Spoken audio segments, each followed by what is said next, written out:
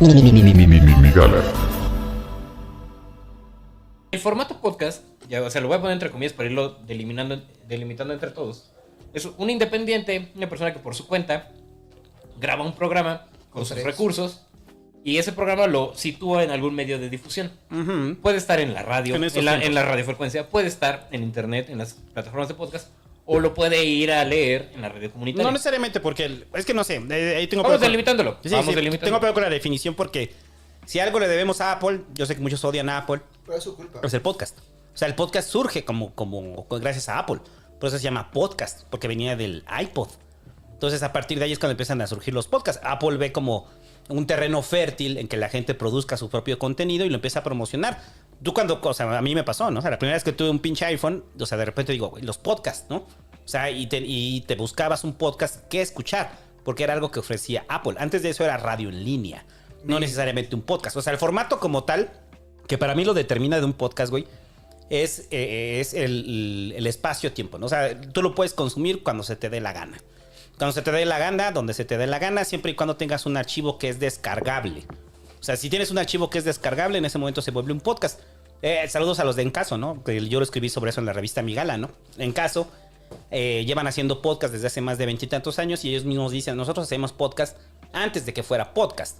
O sea, ni siquiera se había inventado el podcast y ellos lo que hacían era colgar un archivo MP3 que se bajaba por Napster o se bajaba desde un enlace. Es lo que te iba a decir. Bill Hicks, John Carlin, George Carlin, todos los comediantes hacían eso, pero cada año. Hacían un especial donde en lugar de decir, oye, ¿cómo te fue? ¿Qué pucha te gusta? Sino que hacían un especial chingón y sacaban cassettes. Cassettes que bien pudieron haber sido un podcast anual, por ejemplo. Ajá, o sea, lo que cambiaba ahí era el mecanismo de distribución. Ajá, pero no Entonces, se llama podcast porque ese es un término inventado por Apple. Es un término inventado por Apple.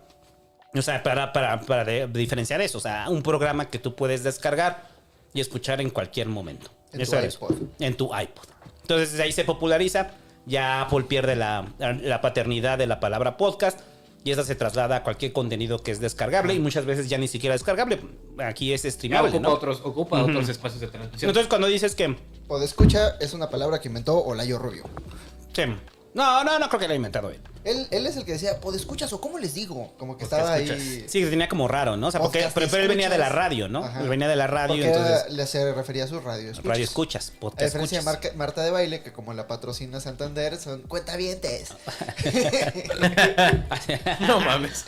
Pero bueno, entonces yo creo que a partir de ahí es como definir qué es un podcast, ¿no? Entonces cuando tú hablas como del pedo comunitario, no, pues para mí también es una radio comunitaria, no necesariamente un podcast, porque no es un contenido que puedan descargar, acceder en cualquier momento. Ahora, si quieres reutilizar la palabra, o sea, ya en estos tiempos, de acuerdo a dónde está el podcast, pues sí podría decir, o sea, es como el abuelito del podcast, ¿no? Yo también creo perfectamente en la posibilidad de que alguien se baje un podcast, no Migala necesariamente, pero otra podcast, y lo ponga en la radio comunitaria. Uh-huh. A lo que voy es que tenemos que entender que hay formatos de contenido, por un lado, Uh-huh. y medios de difusión. A veces, o bueno, lo que suele suceder es que cuando surge un medio de difusión, retoma las formas del contenido que lo preceden. Uh-huh. El primer medio de difusión masivo que estábamos comentando, yo creo que son dos a la par. O sea, está el periódico, por ejemplo, Ajá. pero también está el teatro. El teatro público ya era un medio de difusión masiva de mensajes. Que sí eran de ficción. Órale, si quieres, no hay pedo. Eran recreaciones de las cosas. Hasta la ópera, ¿no? La ópera, claro. Pero antes de la ópera, pues está el teatro griego, ¿no? Y en España hay muchísimo teatro. Está el teatro de Shakespeare, por ejemplo, ¿no? De las galeras. Donde pues el pueblo va, escucha una obra de teatro, a sabiendas que es ficción. Uh-huh. Y quién sabe si participaban de ella activamente. Yo sé, hay muchos relatos del teatro español donde gritaban cosas y estaban chingando a los actores. Y hay algunos otros relatos del teatro griego donde intervenían para salvar a los actores de la supuesta muerte que les iban a dar. Ah, ya. Se conmovían tanto y se lo creían tanto que pues iban y o sea, como la señora que llora con Willy. No, Con Romeo, Romeo, Willy. no seas pendejo, Ajá, es la ajá. quinta vez que te suicidas hoy. Con el teatro griego era con lo que sucedía. El shakespeariano pues como que sí lo tomaban más por la galera, ¿no? El teatro retoma muchas cosas de la comunicación oral que lo precede. Ujú. Los primeros libros de los amanuenses, pues evidentemente tienen mucho del habla popular. La edición masiva tiene mucho de los libros de los amanuenses. Después el radio tiene mucho de los periódicos. La televisión tiene mucho del radio. Los podcasts tienen mucho del radio y de la televisión. Entonces, surgen nuevos medios de difusión y retoman. Y después modifican un poco el contenido o el formato en el que estaba hecha el medio anterior. Por ejemplo, si el medio anterior que toma la televisión.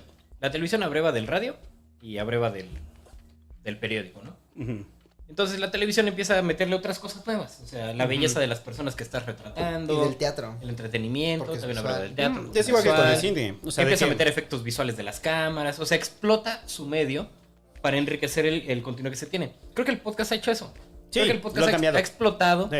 y cambiado los medios que existían. Algunos. Parecía que es como es un loop de regresivo hacia la radio. Hay un O sea, periodo de atavismos, ¿no? Como cuando los primeros carros parecían carruajes pero sin caballos. Sí. Ajá. Las primeras emisiones de radio, pues parecían como... bueno, Roosevelt, por ejemplo, hizo algo completamente nuevo que nadie había visto, que era hablarle al público en general acerca de un los meeting ahí. movimientos de su ejército.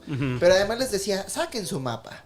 Y en Sicilia podrán ver que tomamos esta área. Y unas emisiones de 6 horas. Y no sé quién tenía la paciencia para escuchar esas mamadas. Hay que estar loco para escuchar algo por Hay 6 que horas estar seguidas. loco para escuchar 6 horas seguidas. Ya pero, era de noche, no tenían mucho que hacer. Había pandemia, tal vez.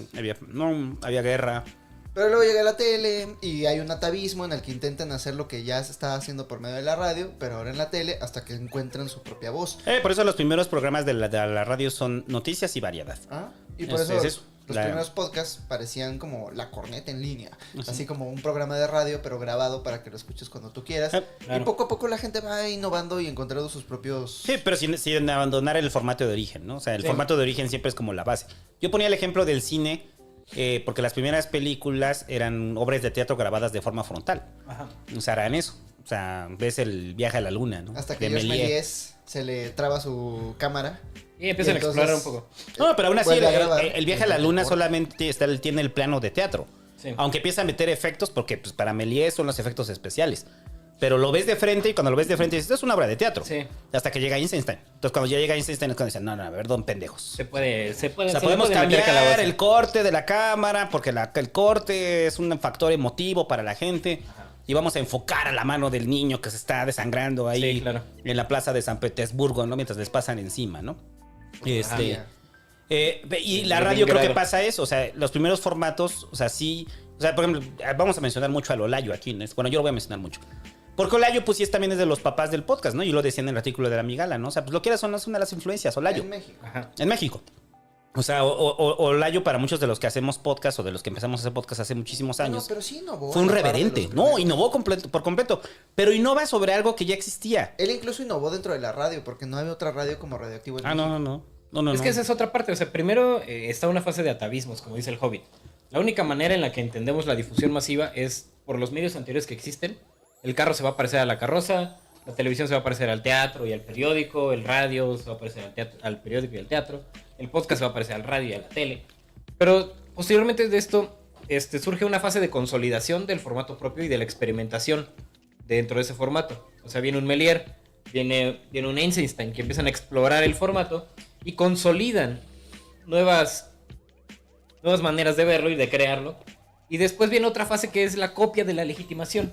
Ah, sí, ya. La copia del formato legitimado y por el otro lado siempre, permanentemente surgiendo una experimentación. Siempre va a haber alguien que va a estar experimentando desde el día cero que existan las cosas hasta el momento más legitimado y consolidado. Pero va a llegar una fase de consolidación y legitimación. Es un ciclo de consolidación y legitimación de muchos de los formatos y de muchas de las formas de agrupación de ideas de la humanidad. Agrupación de ideas de la humanidad, o sea, esto se refiere a museos. Esto se refiere a tipos de novela, a géneros literarios, a lenguaje, por ejemplo. Legitimado a través de la audiencia. A través de la audiencia, a través del audiencia- poder, a través de... Yo digo que la audiencia es la que legitima. O sea, legitima los contenidos. Esa A veces una es el gran poder, diferencia. O sea, es el poder de la audiencia. Pero cada vez menos, porque expansión. Pero bueno, tenía- nada más para acotar esa parte, a veces en estados unilaterales o en intereses del mercado demasiado fuertes, se impone la razón del Estado, la razón del mercado Frente a la frente audiencia. a la audiencia, claro que sí.